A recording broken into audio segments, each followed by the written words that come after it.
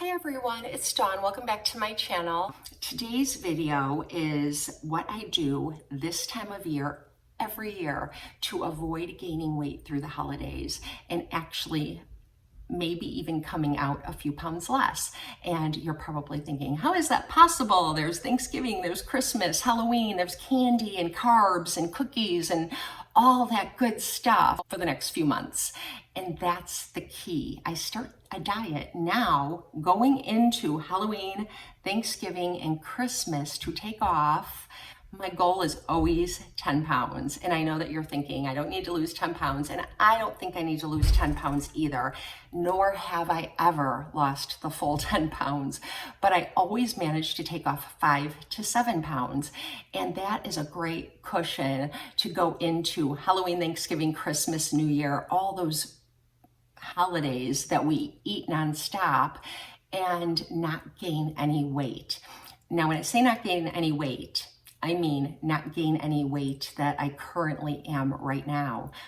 But if I didn't do this, I would come out of the holidays 5 to 7 pounds heavier. Does that make sense? Because if I don't take it off, I'll just gain it on top of what I currently weigh, and I'll be up 5 to 7 pounds, and then I'll be sad, and I'll have to take the weight off after the holidays. And it's much harder on you physically and mentally and emotionally taking off weight when you feel that you have to. You know, if you have weight to lose and you're dieting and exercising to lose that weight, it's different than taking off weight when you don't need to lose it. So it's just a strategy I have, and I'm not recommending it for any of you because I don't know what your health situation is, and the things I do, like intermittent fasting and lowering my carbs a lot, might not be healthy for you. So definitely speak to your doctor before you change the way you're eating. It's just really important. And I know some of you on my intermittent fasting videos have said that you can't intermittent fast very long because you have low blood sugar and it's just not good for you, or you feel terrible. Then it's not for you. There's other ways that you can lose weight, because honestly, at the end of the day, all it is calories in versus calories out. I do it the way I do it, but one of my very best friends does Weight Watchers and it works great for her. And then another one of my friends is just like a big exerciser and she doesn't really watch her calories that much. She just really boosts up how much she exercises, and that works for her. So calories in, calories out. That's all you really need to take from this. And I'm going to share some tips about what I do and what works for me. And hopefully there might be something in this video that will be helpful to you. So I wrote down some notes because, as you know, I can get very chatty and off topic. So I'm going to try not to let that happen. So I'm going to start by telling you that I am 5'7.5"-ish. Almost 5'8", and I weigh right now 132.5 pounds. I weighed myself this morning, so I have the exact number, and that's a good weight for me. I wish in the perfect world I could get down to 125, but my body just will not go there. I can't get less than 127. It's just not possible unless I'm really depriving myself, and I don't believe in depriving myself, and I'll tell you more about that. So 127 is a good low for me, and if I get up to 134, I'm about to enter the danger zone. And what I mean by that is that my body will start to put on weight, but not like it did when I was young. When I was in my 20s, I'd get a little bit more weight in my hips or in my breasts, and it actually looked good. Now in my 50s, I gain it in my stomach and my upper arms, around my chin, all the places that you don't want it. So it doesn't look good. And usually I'll know when I'm getting there if I see a photo of myself, you know, a family photo of all of us, and I'll be like, ooh, it's happening. And then I'll weigh myself, because I'm not crazy about weighing myself either. I usually go by how my clothes fit. But when I'm dieting like I am right now, I don't do that anymore, because if I go by the way my clothes fit, by the time my jeans are getting too tight, I'm usually 5 pounds up, and then I have to lose weight because I'm not going to buy new jeans. So what I do is I weigh myself every Monday and every Friday. And the reason I do that is because I don't want to get on the scale every day of the week. I don't think that's healthy or good. And I think it's a good way to keep track of the weekend, because when the weekend comes, my family is all here with me. My husband's off work. My daughters are home. We cook a lot more. I bake for them. We go out to eat more. And I eat things that I don't typically eat during the week when I'm intermittent fasting and really watching my carbs. So I try to keep a close eye on the weekend. And I can enjoy myself, but if I'm not careful, it can like really mess me up for a good week. So, and I'll talk more about that too. So that's why I weigh myself and keep it in check, especially when I'm dieting like right now and through the holidays, where I'm potentially eating Halloween candy, pumpkin pie, apple cider donuts, and eggnog, Christmas cookies, all that stuff. And I don't want to deprive myself and not be able to eat those things on those days in moderation. Like on Thanksgiving, I think that it is okay to eat as much as you want to eat. And that's what I like to do. So that's why I'm making the sacrifice now. Also on Christmas. But like if I start eating Christmas cookies after Thanksgiving all the way through Christmas, it won't work out well. I'll just have way too many calories in and not enough calories out, and I'll gain weight. So I've made a list to keep me on track, and I'm going to start with the first thing, and I'm just going to brush over this because I've made entire videos on this topic. But it's intermittent fasting. I do like to intermittent fast. I actually did intermittent fasting even before it had a name or I knew what it was, because I was an ICU nurse and I worked 7 p.m. to 7 a.m. for like 12 years. And some people like to get off work and then they would eat breakfast and then go to sleep. But I always chose sleep over breakfast. So I'd go to sleep and I'd end up in this big long fast for a very long time. Sometimes 18 to 20 hours by the time I got off work, got home, then went to bed and woke up, and then it was time to eat. And I realized that that really worked well for me. And so I've never been a breakfast eater ever since, and that was in my 20s. So intermittent fasting is exactly what I just said it is. It's going long periods of time without eating. The most popular style of doing this is 16-hour fast with 8 hours of eating. That actually has a name called lean gains. And then some people like to do 18-6, where they're fasting for 18 hours and then they'll eat for 6 hours. And I go between the two, Monday through Friday. I just kind of do that. On Fridays, though, I do OMAD, which is 1 meal a day. And I started doing that on Fridays because I was trying to lose some weight a while back, and I had kind of plateaued. And I was fasting, and I was watching my calories, but for some reason, I had plateaued. And so I had kind of asked around some of the groups I'm in, and some people mentioned doing 1 meal a day for a couple of days a week, because that is like fasting for 20 hours and then eating for 4. So you get all your calories in for 4 hours. And on that day, I find it very difficult to get in all the calories I need. So I get in less, and less calories means you'll lose weight. So I typically try to do OMAD on Monday and on Friday. It helps me kind of recover from the bad eating I've done on the weekend. But plus, my husband gets home at dinner time on Monday and Friday. He has different hours every day of the week. So I kind of work my diet around him being home, because when he's home, I like to cook and I like to eat with my family as opposed to kind of grabbing food on my own. So on Mondays and Fridays, I will typically just drink green tea, water, iced coffee throughout the day, and maybe have just a little snack of some kind in the afternoon just to tide me over, and then I eat dinner with my family, and that is it on Mondays and Fridays. And I don't do that every single Monday and Friday. Over the years, sometimes I become a little bit lax, but for the most part, that's what I do, and that is what I'm currently doing. So that's 1 meal a day, and it really does help kind of kick you into ketosis if you're trying to be low carb as well, because you're not eating a lot if you're doing OMAD. I don't feel like it's a healthy way to eat every day of the week. I do think of us though, like before we were a civilized society and we had to hunt for our food, and there was feast and then there was famine, and then you'd get food again and you'd feast and then famine. So we're kind of created, I believe, to eat that way without 3 balanced meals a day or constantly grazing throughout the day.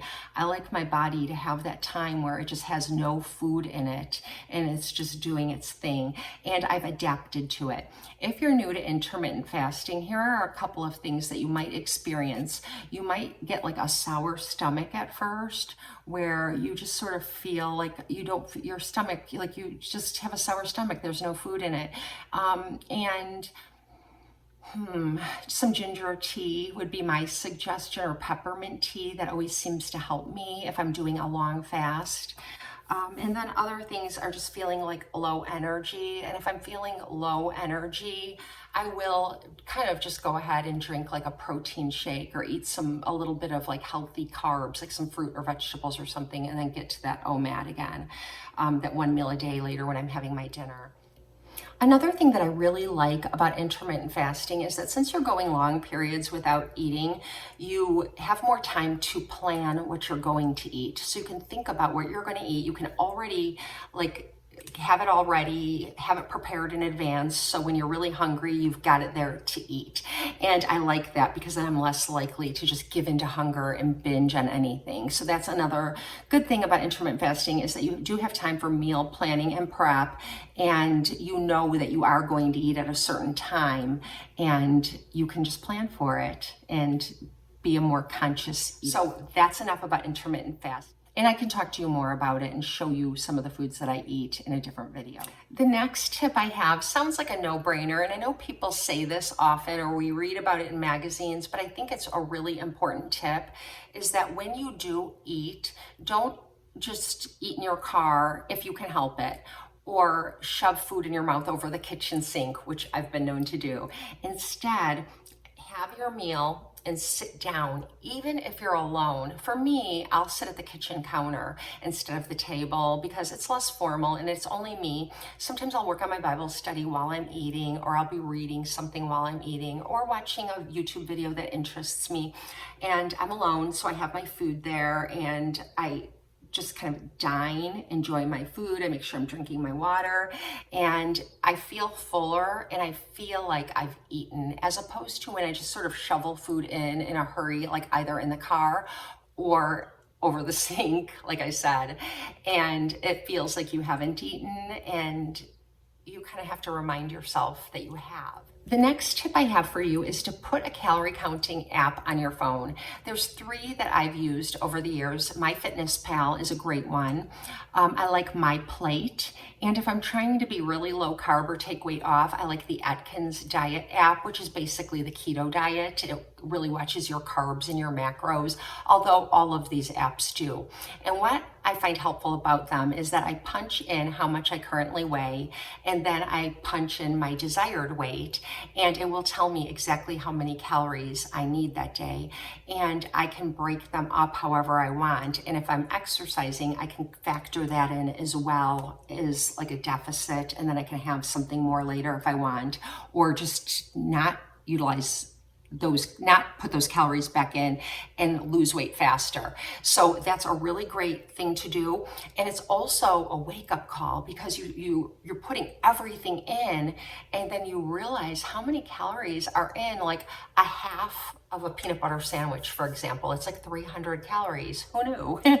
But that's a lot for something that seems very simple, that you might be having as a snack to satiate your appetite.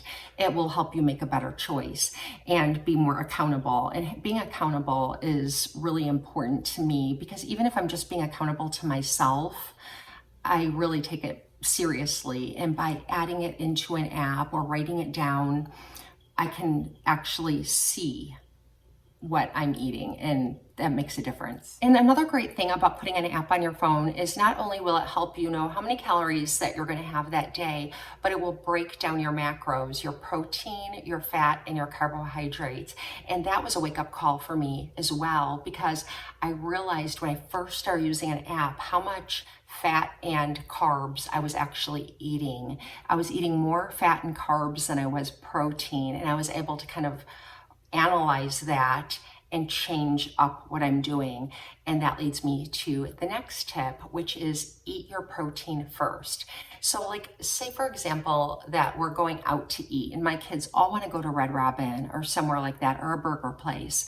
What I'll order is like the wedge burger at Red Robin, where it's the burger with the cheese and everything you like on it, that's low carb, wrapped in lettuce.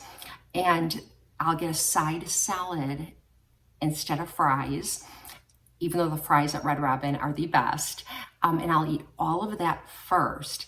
And then if I'm still hungry, I'll eat the fries, or I'll eat some of the fries. I can never eat all of the fries after I've eaten the protein and my healthy carbs, my fruit and vegetables and things like that first. Then I'm less likely, I'll eat like maybe 4 fries, like they're steak fries. So I'll eat just a few of those. I'll allow myself to dip them in ketchup and not deprive myself completely. But if I sit down and start eating the fries first, they taste so good that I don't really want anything else, and I'm less likely to eat my burger and my salad. So it's just training your mind to go in first for the protein. And no matter what I'm eating, I always make sure I eat my protein first, then I'll eat my vegetables, and then I'll eat any carbs. So the carbs are always like a treat for me, and that really helps me stay low carb. And then when I put that in my app, I have higher protein, moderate fat, and low carb, and that's where I like to be. And again, it really just comes down to science. Calories in versus calories out. It doesn't matter what your macros are. I like mine to be the healthiest choice, and I'm sure you probably do too. So even if you are eating more carbs than like I like to eat, as long as your calories in are less than your calories out, or you're just maintaining, you're going to maintain your weight or lose weight. And if you're eating too many calories, you're going to gain weight. And another thing about the app is it's eye-opening when you first put it on your phone. If you've ever done it before, I was way over calories that I thought I was actually eating. So it is really good to hold yourself accountable with an app or writing it down or something every bite. Okay, the next thing is, if you are trying to lose, like I am, the best way to lose weight is to take off 1 or 2 pounds a week, because studies show that if you take off just 1 or 2 pounds a week, you're more likely to continue taking off that amount and maintaining your weight and losing weight and keeping it off, as opposed to like if you decide I'm just going to go a full in low carb keto diet, I'm going to intermittent fast, all of a sudden you lose all this weight. And then once you start getting into a more reasonable way of eating for a healthy lifestyle, you will gain some of it back. So take it slow and don't feel that you need to lose a ton of weight really fast, because in the long run you won't maintain it. Well, most people won't maintain it. And the next tip is, if you want a treat, have it. Because we are human beings and we are living life, and we need to enjoy our life. And our life should not be centered around food and eating. We're not supposed to worry about those kinds of things. You're supposed to live like a full life.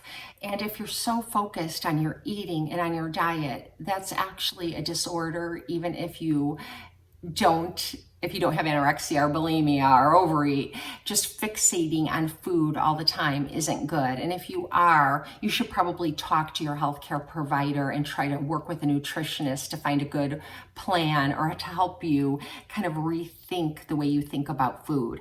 Because we really are meant to eat a variety of foods and enjoy them. We're not really meant to eat donuts and cookies and potato chips and things that you buy off the shelf that are processed.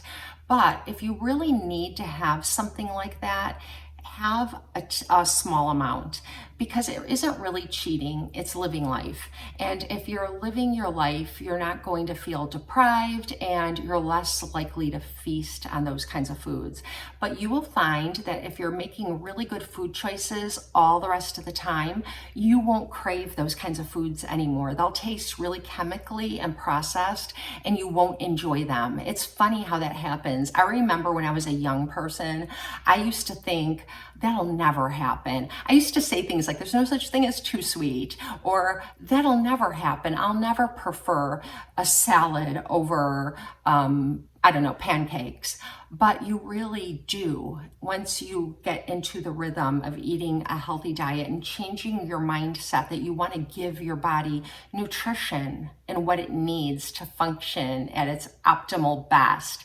Then you really start to hone in on those better foods and you lose your taste for the processed, chemical-laden foods that the American Standard Diet pushes on us. Okay, the next tip I have for you is to keep protein on the ready. I always keep a few boiled eggs. I keep some chicken, like some grilled chicken strips, or I have my husband make it for me on the grill and I'll cut it up and have it handy. Or sometimes we'll have a roasted chicken and I'll start like eating the lean chicken on my salads and things like that. That's a really great way to have it ready. And I also like to keep fruits and vegetables already cut up and in containers in the fridge so they're easy to reach for, and I'll have them when I want a snack and I'm less likely to grab something that isn't good for me. And I also like to have a lot of nuts and seeds around the house. Since I don't eat grains, I don't eat potatoes, I don't eat rice, I don't eat oats, any kind of starchy grains. I pretty much try to eliminate them from my diet. I say try because I don't always do it, but I try to eat those at a very minimum and definitely not every day. And in that place, I like to eat nuts and seeds and things like that. I like walnuts, I like almonds, I like pecans, mixed nuts, I like hazelnuts, macadamias, I like sunflower seeds. And when I make salads, I like to sprinkle those things on my salad for crunch. And that's something I really enjoy, and it sort of replaces my desire to eat anything crunchy and processed. And they're high in protein and they'll make me feel full and satiated for a long time. And the reason I like to keep my grains and carbs low, I don't like to go into ketosis. I don't feel good when I'm there and I don't feel like it's good for my body.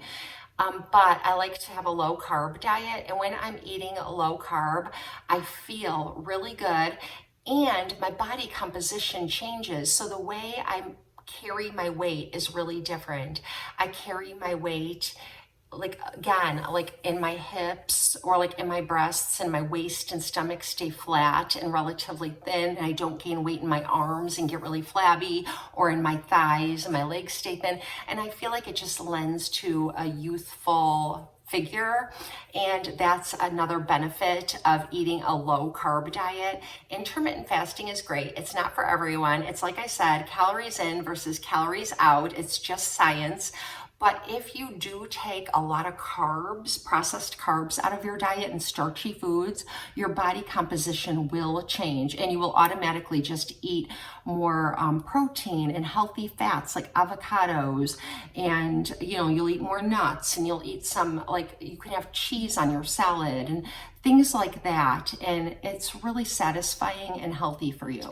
So I think I've mentioned everything I do, and again, I don't want to sound like I'm preaching to you or this is what you should do.